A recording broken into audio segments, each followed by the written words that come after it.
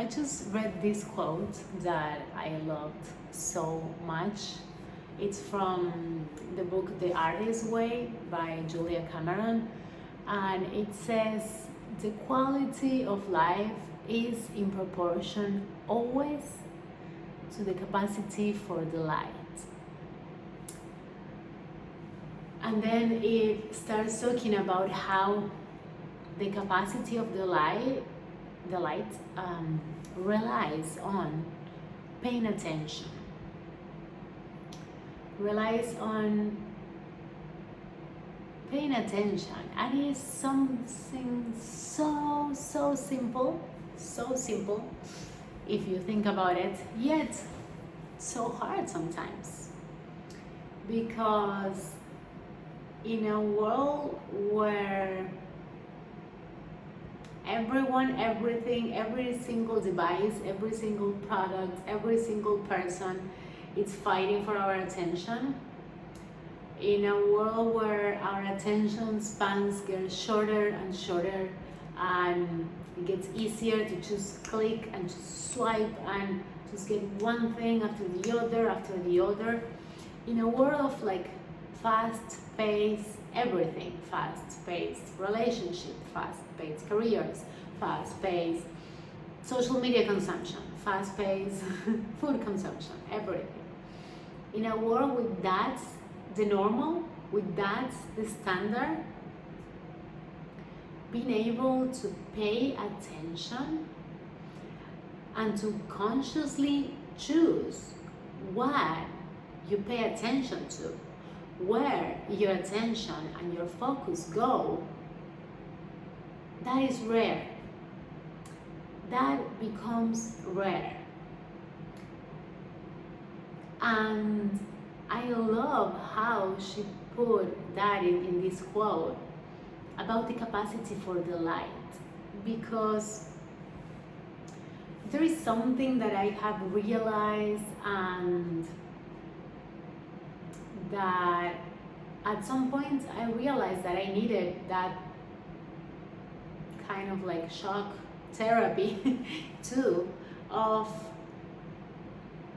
when we are living quite an automatic and autopilot life that we might not be consciously choosing. We might have been there just because it was what we were supposed to do, and we haven't, and we never questioned those choices. We never questioned that path because it was what everyone else was doing. It was a normal thing, the thing that everyone expects us to do.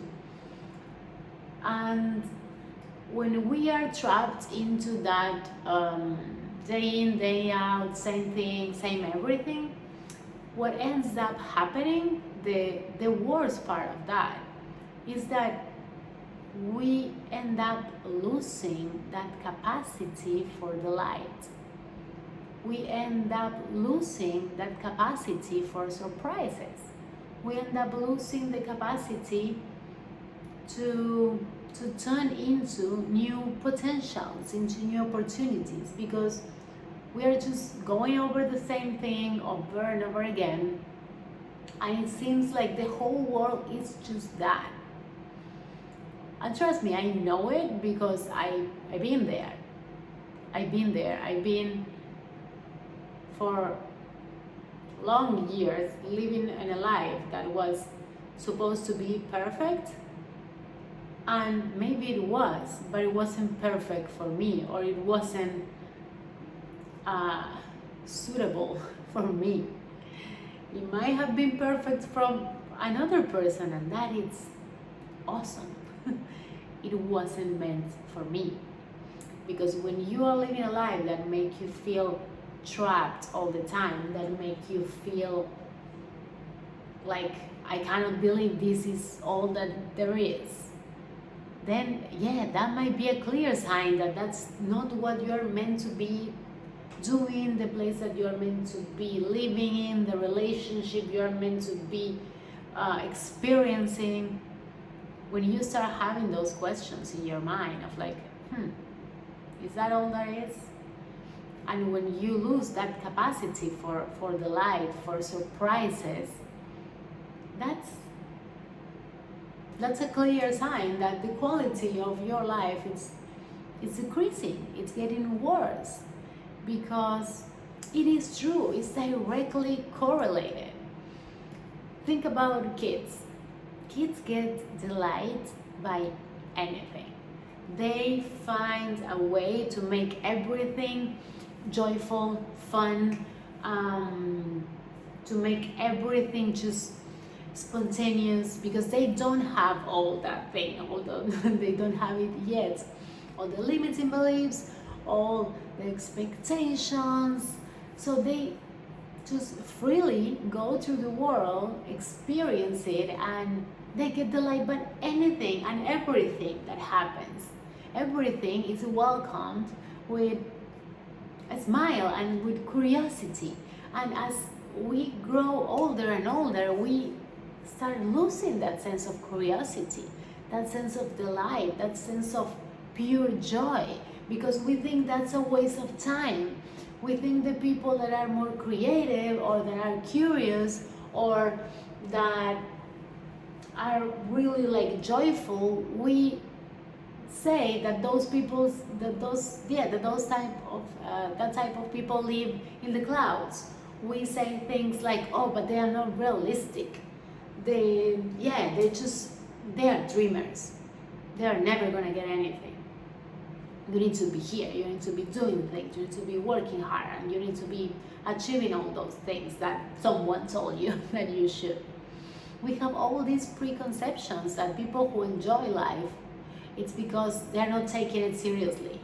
It's because they don't have the problems that I have. You know how many times I hear people back home, or mostly back home, people that says, oh, I wish I could do what you do. And I'm like, you can, you just don't really want to, or maybe it's not for you, but if you wanted to, you could. Because the same way that I found a way, even when everything was against the odds for me, because I'm like, I don't come from money, I am from a small town in the middle of nowhere in Argentina. And a lot of other things, like my mom committed suicide a couple of years ago, so I could be all screwed up, but I found a way to do the things that I really want to do.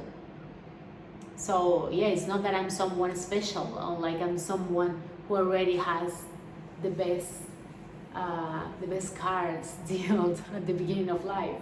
Far from that. But anyways, we have all this, we have this huge, these preconceptions that people who actually enjoy life, or people who find delight in the little things, are silly, or they are naive, or they don't understand how hard life is. And maybe those are the people who actually understand life the better, the most. The people who put joy first, the people who put delightment first, maybe those are the ones we should be taking advice from, instead of the people that are just burning out and living lives that are not even what they want to begin with. But coming back to the quote, I feel like from time to time we need to check in with ourselves, and it's something that I do every couple of months, because it's easy, it's so easy to get into the hamster wheel. It's so easy to stop paying attention. It's so much easier. You have everything around you to distract you if you want. So it's so easy not to pay attention.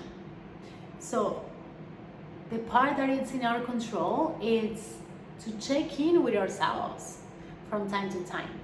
To check in if we are actually enjoying our lives, because what is the point if we are suffering through life? Do you want to suffer through life? I don't. I know I don't.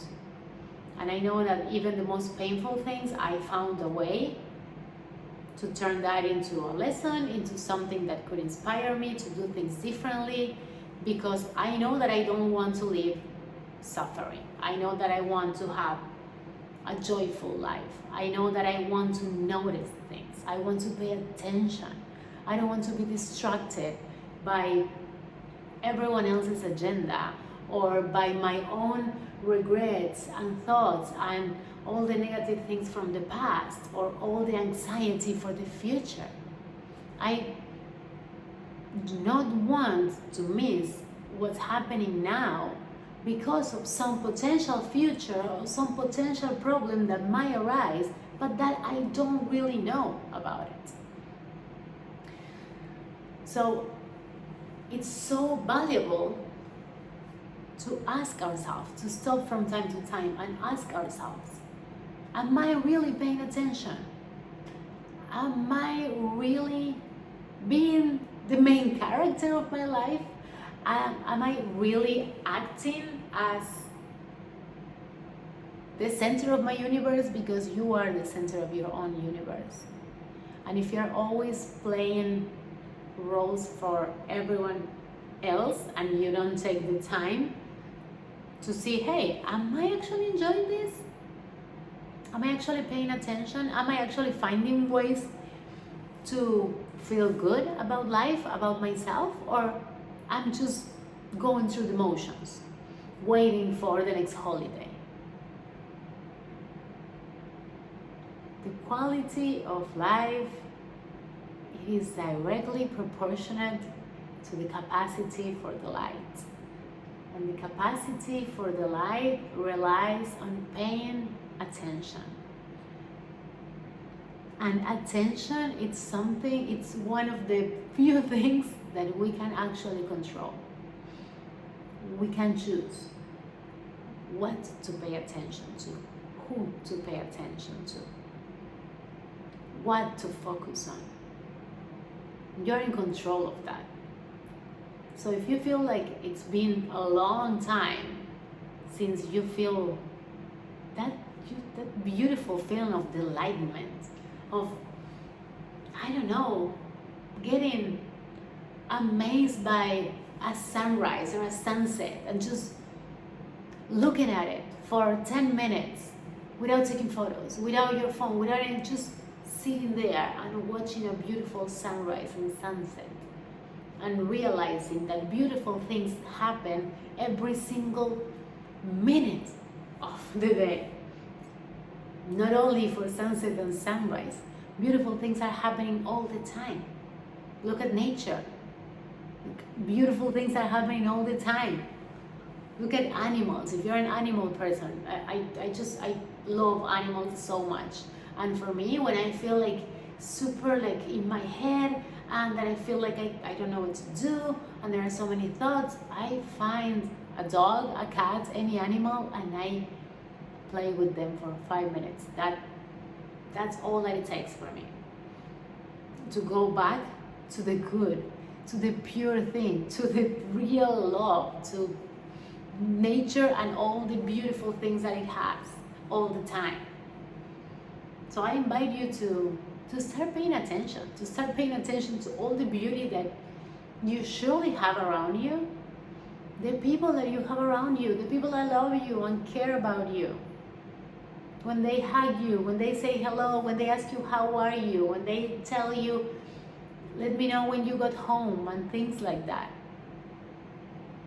Like practicing paying attention, practicing feeling grateful and feeling delight by the little things, the cup of coffee in the morning. And I know it might sound cliche, it might sound silly, but I swear, when you start doing those things, when you start actually paying attention and savoring the small things, everything else gets easier.